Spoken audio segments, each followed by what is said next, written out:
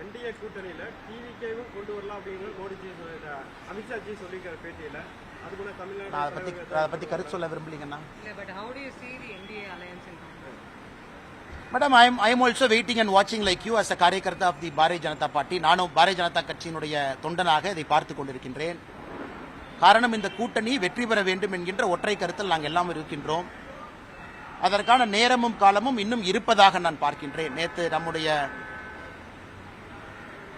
ஐயா முத்துராமலிங்க தேவர் ஐயாவுடைய நினைவிடத்தில் கோவில்ல பல அரசியல் சம்பவங்களை நாம பார்த்தோம். யார் வந்தார்கள், யார் போனார்கள், யார் என்ன பேசினாங்க, அதற்கெல்லாம் பதிலடி என்ன கொடுத்தாங்க அப்படின்னு எல்லாமே நம்ம பார்த்தோம். ஆனால் என்னை பொறுத்தவரை நானும் ஆவலோடு காத்து கொண்டிருக்கின்றேன். காரணம், அமித்ஷா அவர்கள், திரு மோடி அவர்கள் ஒரு தூய அரசியலை கொடுப்பார்கள் என்கின்ற நம்பிக்கையோடு தான் நான் பாரதிய ஜனதா கட்சியில் இணைந்து பயணம் செய்து கொண்டிருக்கின்றேன்.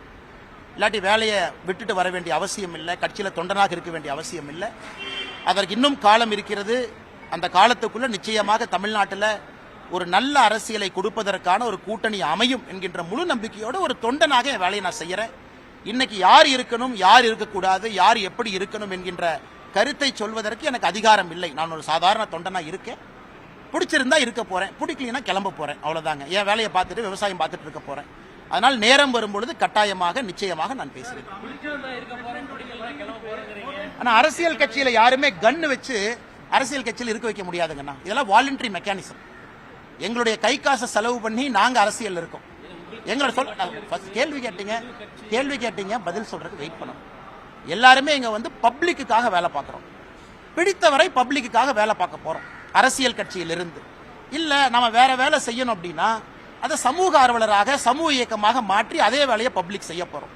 அதான் அம்மா அவங்க கேட்ட கேள்விக்கு நேரடியா பதில் சொல்லிட்டேன். சுத்தி வளைச்சு இந்த கூட்டணி எப்படி அப்படின்னு சொல்லீங்கன்னா, நான் எப்பவுமே நேரா பேசுறாள், எப்பவுமே பின்னாடி இருந்து நான் பேச மாட்டேன்.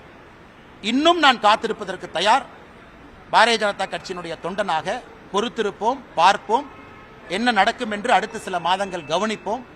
தமிழ்நாட்டுக்கு நல்லது நடக்கும் என்கின்ற ஒற்றை கருத்துல நிறைய பேர் ரிஸ்க் எடுத்திருக்கோம். நான் இல்லை, எத்தனையோ பேர். நான் ட்ரெடிஷனல் பொலிட்டீஷியன் கிடையாது. மாத்தி மாத்தி பேசுறதுக்கு மக்கள் அதை எங்கிட்ட எதிர்பார்த்தாங்கன்னா ஐ எம் சாரி.